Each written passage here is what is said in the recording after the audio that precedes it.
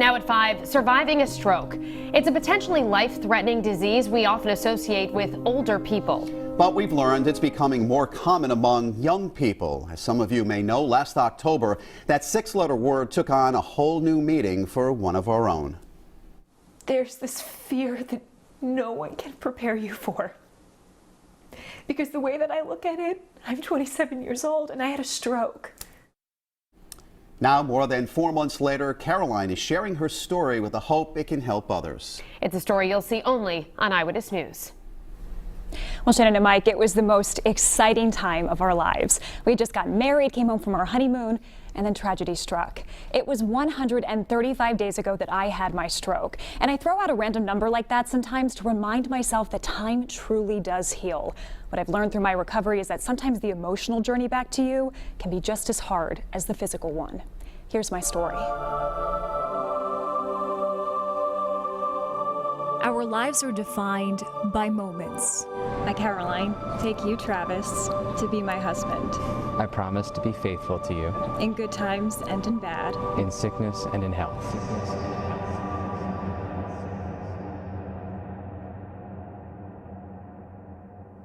It was just before 11:30 that morning. I was taking a pan from the stove and putting it in the dishwasher, and I was talking to Travis and telling him a story. Something went wrong and she went quiet. And so I asked her, hey, what's going on? And when she came back up, she was slurring her speech and she was shaking. My vision was lost. Everything just went black. What I didn't realize in that moment was that Travis had noticed that the left side of my face was drooping. And at that point, I realized something was really, really wrong. And so I called 911. Within about 30 seconds, we heard the ambulance come down the street. He went outside to get the first responders, and they carried me out the door, and I talked to them the entire ride to Norwood Hospital. I sat there and waited. I, at one point, heard a doctor come into the nurses area and said, we need a room. We need to make room. We have a 27-year-old female that is having a stroke. That's when the doctor came in, and he said to me, hey, hon, we just talked to your husband. He knows you've had a stroke, and we need to get this CAT scan done right away because we have to make sure your carotid arteries aren't compromised. I've never been so scared.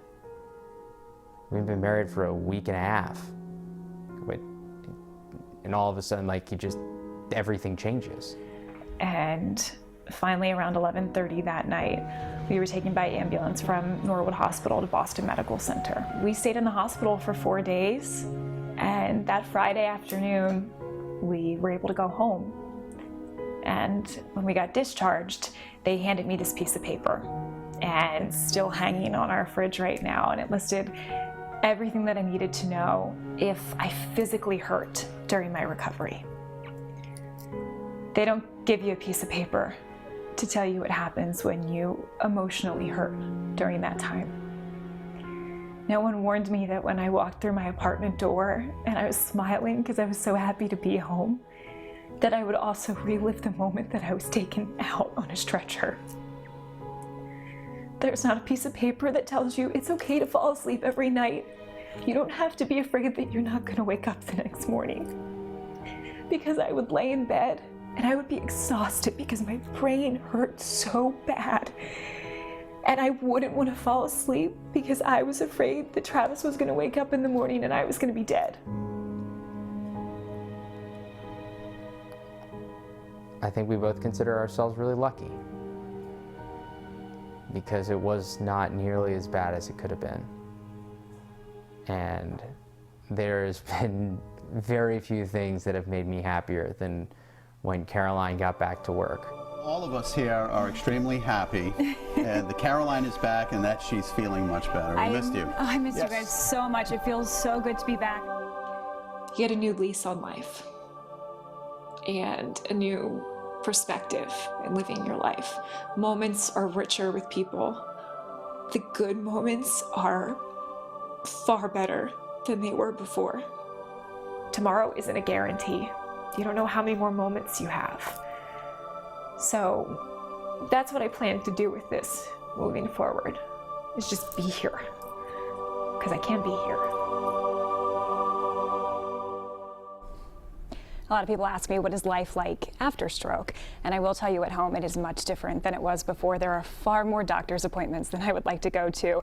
I do weekly blood work, but I really do feel so lucky to be in the shape I'm in right now. Travis said it. We feel so fortunate for the outcome of this entire situation. I'm just so thankful for the support. And Caroline, you've really dove head in and made this your mission now to tell other people. Yeah. I mean, if you follow Caroline on social media, you've asked other people to share their stories of family members surviving a stroke, wearing red every single day this month. I mean, I think our stories are worth more when they're shared with other people, and I want people at home to know this can happen to you. It can happen to your sister, your brother, your mom, your dad, whoever it is.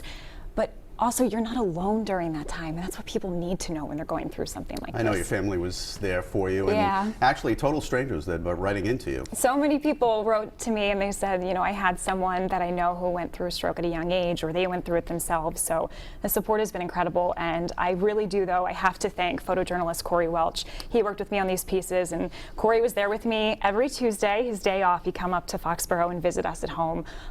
When I decided I was going to share this piece, I knew there was no one I could do it with but Corey. So I wanted to give a special shout out to him and everyone here at the station, because you guys have just been so supportive during really a terrifying time. we're just really glad you're doing so well, Caroline. Thanks, guys. Now at 6, surviving a stroke. At 5, Caroline Goggin and her husband detailed the day their lives forever changed. It was October 8th of last year, the day Caroline suffered a stroke. What some of you at home might be wondering is, how could that have happened? And tonight, we're hearing from Caroline's neurologist, who explains her particular case and shares what people of all ages need to know about stroke. Caroline is here in studio with more. Caroline? Well, Mike and Shannon, when I shared my story on social media initially, the reaction I got from most people was, how could a healthy 27-year-old have a stroke? Well, in the 2016 Journal of the American Heart Association, researchers found that between 2000 and 2010, hospitalizations for ischemic stroke, which is the most common type, the type I had, dropped nearly 20% overall. But get this, that research also found that among people ages 25 to 44, there was a 44% increase in hospitalizations for stroke. We were stunned. Foxborough engine 24, Mansfield Rescue 35. Response for a female party, possible stroke.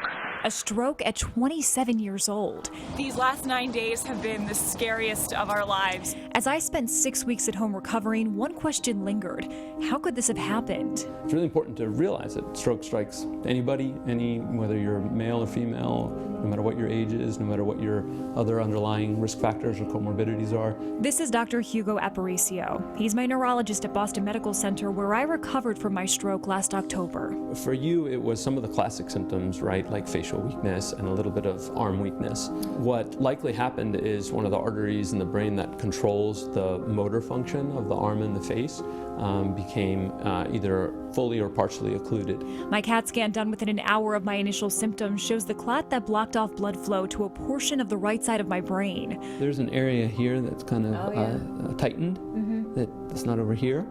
This area is where we presume the clot had lodged. If you look at the MRI, it shows the stroke itself. And you can see that it's more hyper-intense, the signal, and that indicated to the doctors that there was an acute stroke there.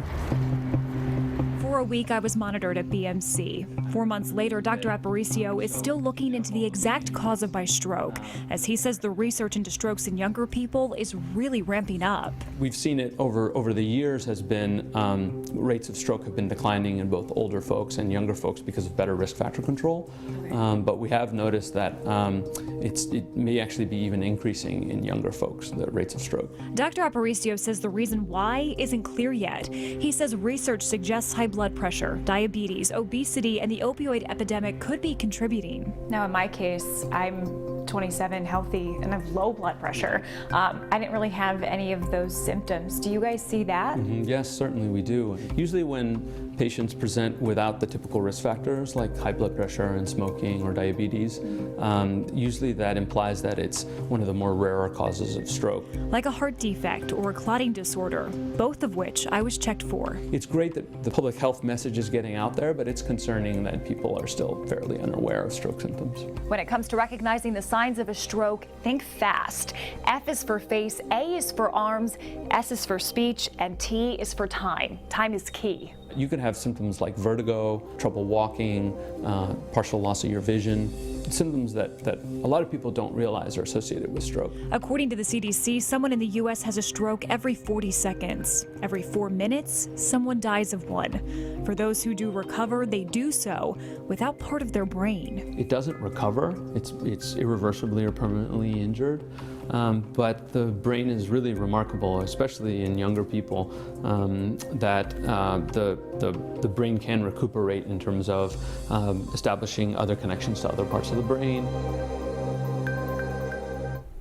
And that was probably the most jarring thing we heard in the hospital. That MRI you guys saw was obviously mine.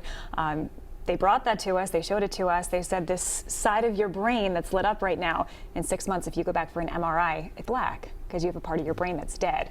With a heart attack, your heart sometimes can regenerate, but with a stroke, that's irreversible damage. Yeah, it never repairs. That's something I did not know before this. That's why it's so crucial we say time.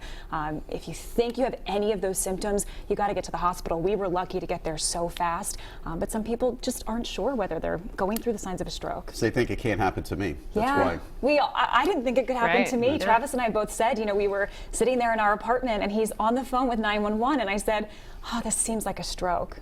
But I'm 27, that's not gonna happen. Yeah, those words coming out of the doctor's mouth must have been like...